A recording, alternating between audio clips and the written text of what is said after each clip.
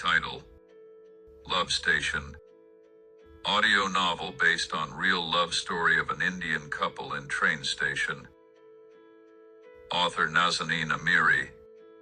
Amid the bustling chaos of Mumbai's railway station, where the shrill whistles of trains mingled with the shouts of passengers and the aroma of street spices, fate wove together the lives of two strangers.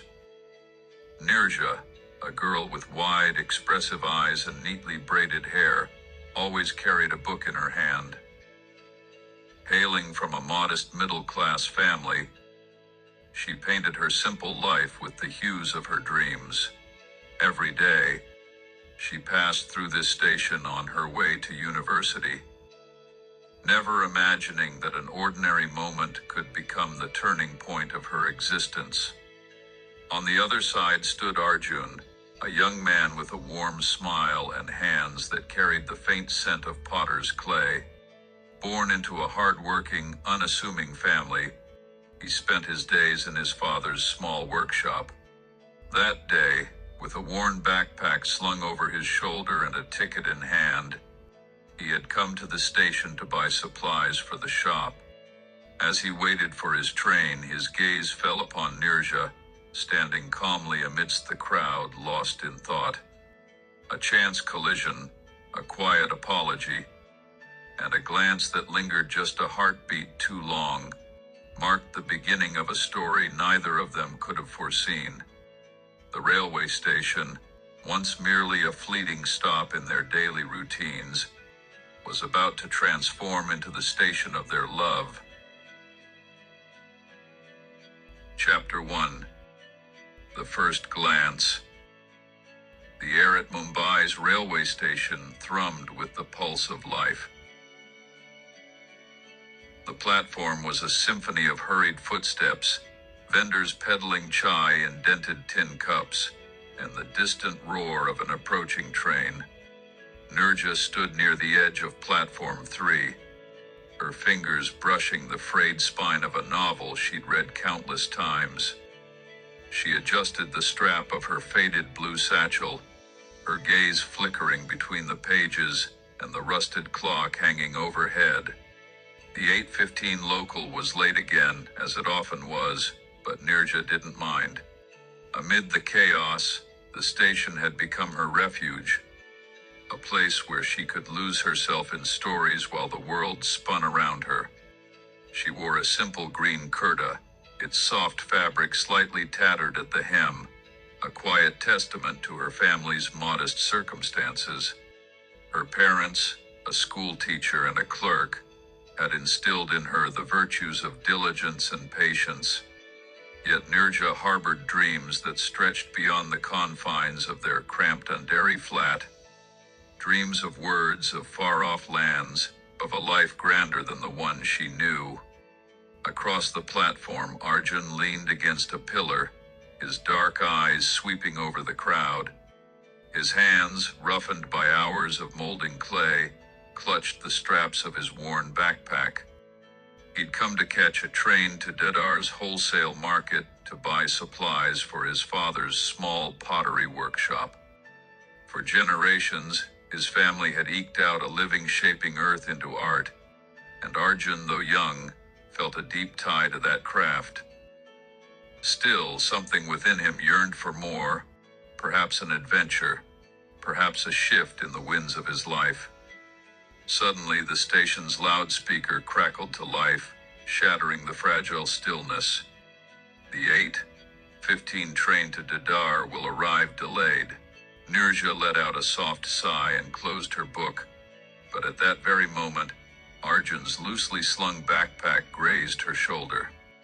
The novel slipped from her grasp, tumbling onto the dusty platform. "Oh, sorry." Arjun bent down swiftly, retrieving the book and brushing off the dirt before handing it back with an apologetic smile.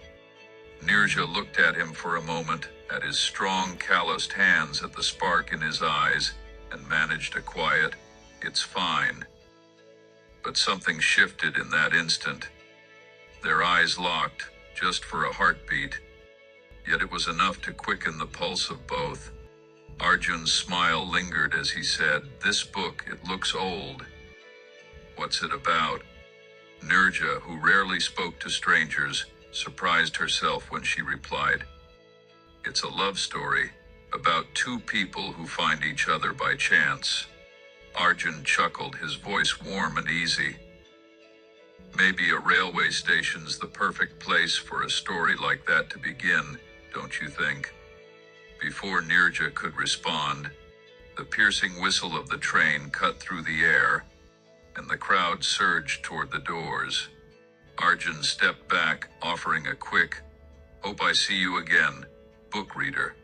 Nirja smiled, a genuine smile, her first of the day, and as the train pulled between them, she thought to herself, "Maybe this station is more than just a stop along the way." Chapter 2. Hearts Entwined. The next morning, Mumbai's railway station pulsed with its usual chaos, but for Nirja and Arjun, time seemed to slow just a little. Nirja stood on platform 3 once more, this time without a book in hand, only a faint smile lingering from the day before. She couldn't quite explain it, but from the moment she'd left home, her heart had been anticipating something, or rather someone. Arjun, too, was there, his familiar backpack slung over his shoulder. The excuse of buying supplies had been just that, an excuse. He hadn't been able to shake the image of the girl with wide eyes and a quiet voice from his mind since the previous day. When he spotted her from afar, his steps quickened, and before he knew it, he was standing in front of her. "Hello, book reader," he greeted with that same warm smile. Nirja laughed softly and replied, "Hello. I didn't think I'd see you again." Their conversation flowed like a breeze, gentle at first, then gaining strength. It started with the station, the perpetually late trains, and soon drifted to their lives. When the next train came and went, leaving them still standing side by side, neither seemed in a hurry to leave. Arjun suggested grabbing chai from a nearby vendor, and Nirja, usually cautious, surprised herself by agreeing. They sat on a rusty metal bench, steaming tin cups of chai warming their hands as tendrils of vapor curled into the cool morning air. Nirja fell silent for a moment, as if something heavy pressed on her chest. Then in a hushed voice she said, "I need to tell you something. I was married before. I got divorced 2 years ago. That life, it was full of sadness, and sometimes I still feel its shadow weighing me down." Arjun looked at her, not with judgment, but with a tenderness she hadn't expected. He set his chai down, placed his hand over hers, and said, "Nirja, your past doesn't matter to me. What I see is a girl whose heart is full of life, even if she forgets that sometimes. I don't know how to say this right, but since I met you yesterday, something inside me has changed. I'm in love with you." Nirja's breath caught in her throat. His words crashed over her like a wave, shaking the walls she'd built around her heart. She'd felt something too from that very first moment, but hadn't dared to name it. Now, with Arjun's confession hanging in the air, a small tear welled in the corner of her eye. I feel the same way," she whispered. Arjun's smile widened, and he pressed on. "You study at Bombay University, right? I'll wrap up my work at my father's workshop and move to Bombay. Not just for work for you. I want to see you every day, not just at this station." Nirja could hardly believe it. Someone was willing to uproot their life for her. In that moment, the railway station transcended its role as a mere place. It became the soil where their love took root, deep and unshakable. Their chai grew cold, but their hearts beat warmer than ever. Chapter 3. Days of Love. Months later, Bombay was no longer just a bustling city for Arjun. It had become the home of his heart. He'd left his father's workshop behind and moved to this vibrant chaos where Nirja pursued her studies and chased her dreams. Arjun found work at a small pottery studio near the university, and every day, after her classes, they wandered the lively streets of Bombay together, as if time existed solely for them. Their first outing was to Chowpatty Beach. The sunset painted the sky in shades of orange and pink, and the sound of the waves blended with their laughter. Arjun bought a handmade ice cream from a vendor by the shore, and when Nirja took her first bite, she giggled and said, "This is even better than the station chai." Arjun grinned mischievously. "Anything with you is better than everything else." Their days were spent exploring the crowded markets of Colaba, where Arjun picked out a simple beaded bracelet for Nirja, and she, in turn, gifted him a small notebook for sketching his pottery designs. At night, they'd sit by the gateway of India, the cool sea breeze brushing their faces as they shared their hopes and fears. One evening, Nirja confessed, "Before you, I thought I'd never trust anyone again. But you brought me back to life." Arjun squeezed her hand gently and replied, "And you showed me that life isn't just work and clay. You're the color in my world." On a rainy afternoon, when the streets glistened with wet reflections, they huddled under a small umbrella and slipped into a cozy cafe for coffee. Rain streaked down the windows as Nirja rested her head on Arjun's shoulder. In that moment, the rest of the world seemed to fade away, leaving only them. Two hearts intertwining more deeply with every passing day. Their love unfolded like a poem, each day adding a new verse. Nirja fell harder with every smile Arjun flashed, with every touch of his hand. Arjun, who once thought his life would revolve only around a potter's wheel, discovered a universe in Nirja's eyes that he'd never dared to imagine. Bombay, with all its clamor and chaos, transformed into a paradise where their love painted every corner with vivid, indelible hues. Chapter 4. The Proposal and the Doubt. The air in Bombay had turned cooler, as if autumn was quietly seeping into the city's relentless warmth. Arjun and Nirja were together as usual, this time in a small park near the university. Leaves crunched beneath their feet, and the chirping of birds mingled with their conversation. But today there was a flicker of unease in Arjun's eyes, something Nirja hadn't seen before. When they settled onto a bench, Arjun took a deep breath and clasped Nirja's hand. His voice trembled slightly as he spoke. "Nirja, these past few months have been the best of my life. I can't imagine a future without you. I want to marry you. I want to spend the rest of my days by your side." Nirja froze for a moment. Her heart raced, caught between joy and a familiar fear that still crept up on her at times. She smiled, but her eyes betrayed a storm of thoughts. After a few seconds of silence, she said, "Arjun, I want that too. You're the best thing that's ever happened to me. But there's something I need to tell you. Convincing my family won't be easy. I've been married before and divorced, and in India, that's still a stain for a lot of people. My parents are gone, just my uncle and aunt raised me. They're very traditional, and I don't think they'll accept this easily." Arjun gazed at the ground for a moment, as if gathering his words. Then he lifted his head, his expression resolute. "Nirja, I've accepted you with all of your past. It doesn't matter to me what's behind you, only our future together does. No matter how strict your family is, I'll talk to them.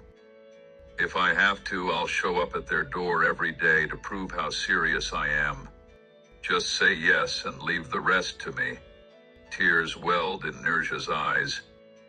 This man, with his boundless heart, was showing her that his love could overcome any obstacle.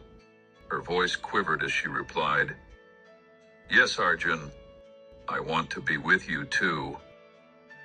Arjun's face broke into a wide smile and he pulled Nirja into his arms. A cool breeze rustled through the trees, as if nature itself were celebrating the moment. But they both knew the road ahead wouldn't be smooth.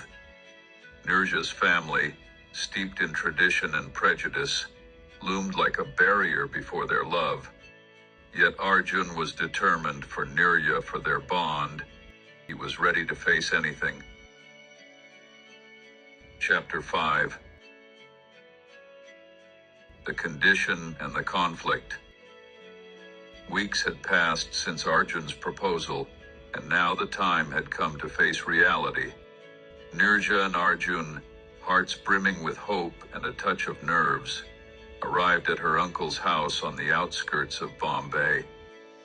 It was an old home with peeling walls and the faint smell of charred wood drifting from the kitchen. Her uncle and aunt sat on a worn sofa, their eyes heavy with unspoken questions. Nirja began softly, "Uncle, Auntie, this is Arjun. We love each other and want to get married." A thick silence settled over the room.